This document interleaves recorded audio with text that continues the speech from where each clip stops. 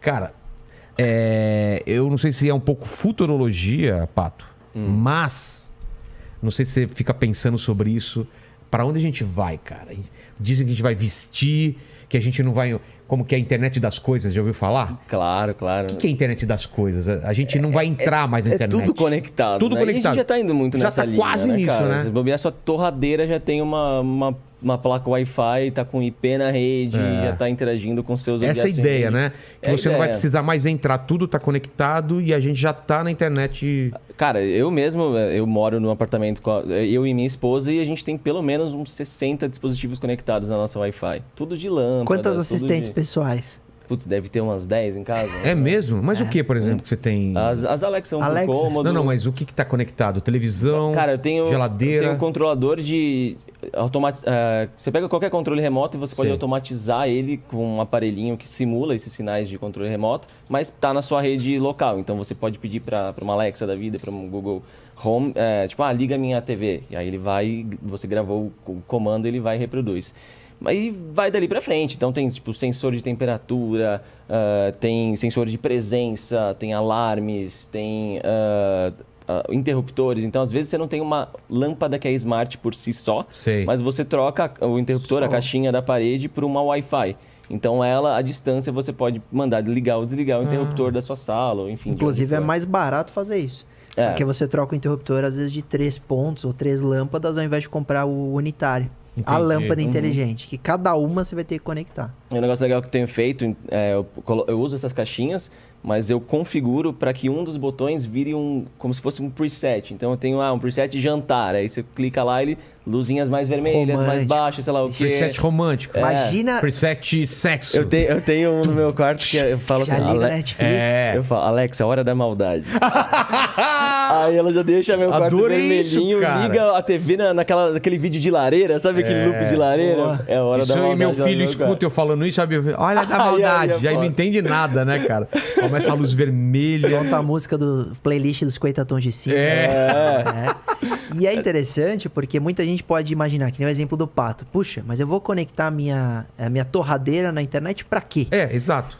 Tem uma opção, tem uma situação muito interessante. Imagina você sair de manhã da sua casa e deixa o pãozinho só encostado na torradeira. Tá. Quando você está saindo do trabalho, você aperta um botão lá do trabalho para que se inicie o processo, para que se prepare aquela torrada. Quando você chegar, vai estar quentinho e pronto. Tem inclusive controladores que já vão pelo GPS do seu celular. Então ele já sabe, você está voltando para casa, você está chegando perto, já vou ligar os ar-condicionados, vou começar a climatizar o ambiente e tudo mais. Liga a banheira, deixar pronta. É muito legal. É muito legal. Ao mesmo tempo, obviamente, entra na questão da segurança e é muito engraçado que eu, às vezes, posto story mostrando todas as coisas conectadas que eu tenho e, naturalmente, por ter um canal de segurança, de hacking, a galera fala, pô, mas você, o cara que é hacker, você é louco de colocar isso em casa? Pô, primeiro que antes de hacker, antes de ser da área de segurança, eu amo tecnologia. Eu não vou parar de evoluir e de consumir novidades tecnológicas por um medo de que possa ter algum problema. Mas é claro que a gente tem uma cautela adicional por a gente entender o que pode ter de risco ali. Então eu tenho um roteador separado para essas coisas. Tem esse risco mesmo, então. Quanto mais conectado, mais risco. A gente sempre fala que a gente chama de superfície de ataque, né? Então... quanto mais conectado... por exemplo, eu falo que é mais fácil invadir uma empresa do que um usuário convencional. Por quê? Porque a empresa tem sites, tem servidores de e-mail, tem um monte de funcionários conectados. Então tem uma superfície de ataque, que é como o termo que a gente usa para isso, né? Basicamente, quanto mais coisas conectadas, quanto mais funcionalidades, mais chance de alguma delas ter alguma vulnerabilidade. Então, sim, quando você coloca esses dispositivos smart, você está aumentando a sua superfície de ataque, você está aumentando a chance de algum deles ter algum erro ali. Mas se você for viver nessa paranoia de então, cara, puxa tudo da tomada aí, vamos ver no escuro que é mais seguro, né? O preço é caro.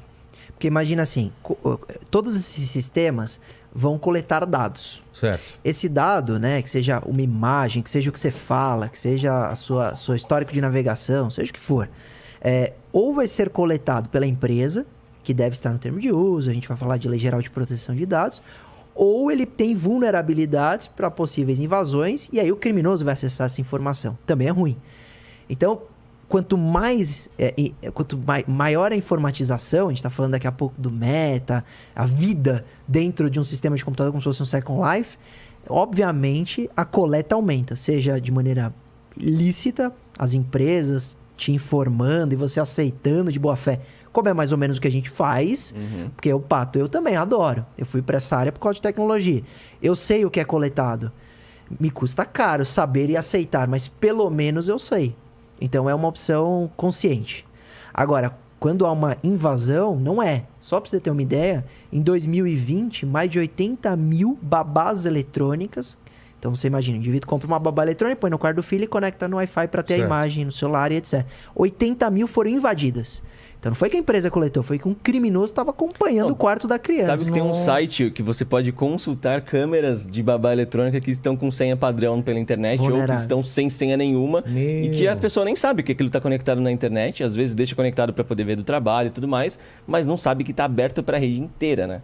Então, tem alguns sites que ficam escaneando todos os endereços possíveis, endereços IPs, vendo o que está de serviço disponível em cada IP, e aí eles identificam essas câmeras e sobem para um mapinha lá que tem uma base de dados que você simplesmente começa a ver as câmeras dos outros. E você vê sala de estar, vê quarto, vê tudo. Que doideira. Um Big Brother do crime. Porque você acessar esse tipo de informação, conteúdo íntimo, privado, com certeza questões de nudez, porque a mãe vai amamentar. A criança muitas vezes vai estar sendo trocada. Isso, além de tudo, tem questões de pedofilia. Então é muito, muito sério.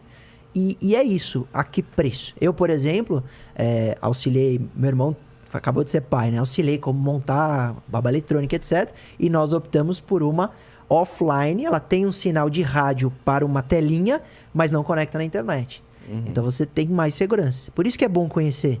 Porque você sabe o que vale a pena arriscar, como a gente faz com assistentes pessoais, etc. E o que você vai, puxa, que bobagem eu conectar na internet esse dispositivo que eu não vou usar nunca e tô criando uma baita vulnerabilidade. Sabe que um dos maiores ataques de negação de serviço, que são aqueles ataques de negação de serviço, que são ataques focados a derrubar um sistema, um site, né? Por excesso de informação que é trafegada. Então, pegam várias máquinas zumbis e fazem todo mundo ficar se conectando a um alvo e esse alvo não consegue dar conta de tanto acesso e acaba caindo por não ter disponibilidade ou de banda ou de processamento para processar tudo aquilo que está chegando.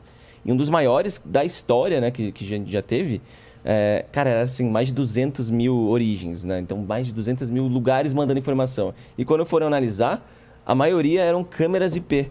Então, o cara tinha uma vulnerabilidade em um modelo de câmera IP que era muito conhecido por aí, muito usado. Então, às vezes a gente pensa, nossa, o vírus deve estar no meu computador, né? Ah, minha internet está lenta, deve ser meu computador, ou no máximo o meu roteador.